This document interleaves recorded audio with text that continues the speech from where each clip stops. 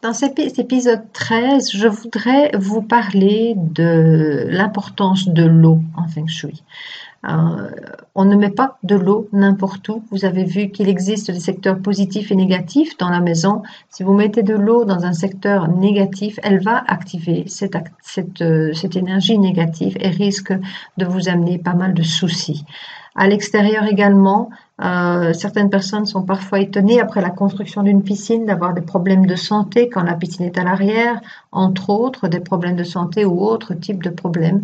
C'est une quantité d'eau énorme, donc il faut faire vraiment attention avec l'eau que l'on a aux abords de chez soi et du moins aux piscines que l'on veut construire. Une autre chose sur laquelle je veux attirer votre attention aussi, si vous achetez une maison ou si vous construisez, essayez d'éviter les charchis, ce qu'on appelle les charchis, c'est-à-dire les éléments d'énergie négative dans l'environnement.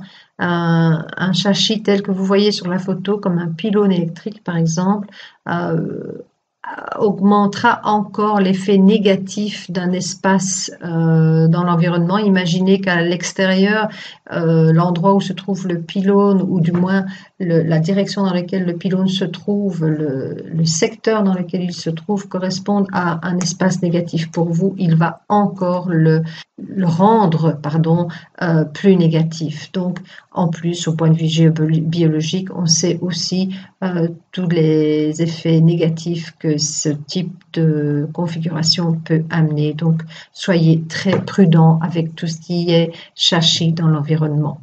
Voilà, c'est ce que je voulais vous dire à propos de l'eau et des charchis. Je vous retrouve bientôt à ma webconférence le 28 septembre à 20 heures. C'est gratuit, c'est en ligne.